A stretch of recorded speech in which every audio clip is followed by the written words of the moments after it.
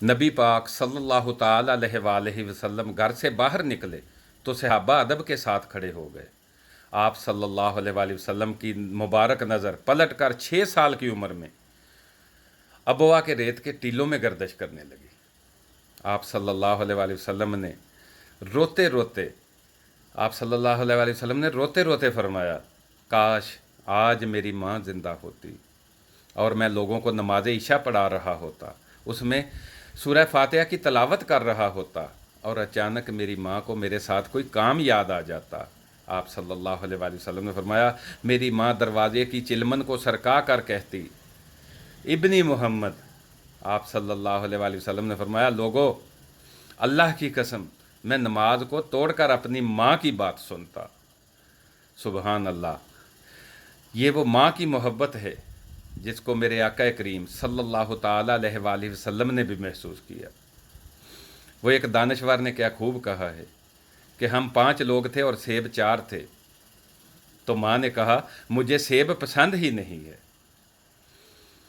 یہ ماں کے پیار کا روپ ہے، یہ ماں کے پیار کا رنگ ہے۔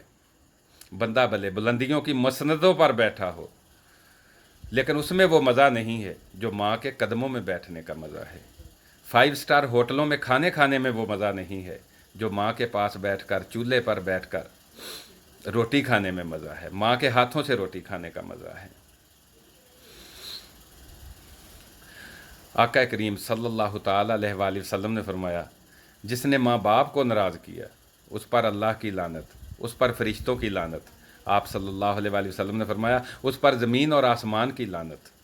آپ صلی اللہ علیہ وآلہ وسلم نے فرمایا، نہ اس کی نماز قبول، نہ حج قبول، نہ روزہ قبول، نہ زکوٰۃ قبول، نہ صدقہ قبول۔ آپ صلی اللہ علیہ وآلہ وسلم نے فرمایا، جس نے ماں باپ کو ناراض کیا اس کی کوئی بھی عبادت قابل قبول نہیں ہے۔ اللہ اکبر۔ اور آپ صلی اللہ علیہ وآلہ وسلم نے فرمایا، تیرا باپ تیری جنت کا سب سے بڑا دروازہ ہے، اگر تو نے اس کو ناراض کر کے موت پائی تو تیرے لیے یہ جنت کا دروازہ کھل نہ پائے گا۔ اللہ اکبر۔ یہ بچے بچیاں غور سے سنیں۔ آپ صلی اللہ علیہ وآلہ وسلم نے فرمایا، جس نے ماں باپ کو ناراض کیا اس پر اللہ کی لعنت، اس پر فرشتوں کی لعنت، اس پر زمین اور آسمان کی لعنت۔ آپ صلی اللہ علیہ وآلہ وسلم نے فرمایا، اس کی نہ نماز قبول، نہ روزہ قبول، نہ حج قبول، نہ صدقہ قبول، اس کی کوئی بھی عبادت قابل قبول نہیں ہے۔ اس لیے میری گزارش ہے کہ اپنے والدین کی خدمت کریں، اپنے والدین کو کبھی اف تک نہ کہیں۔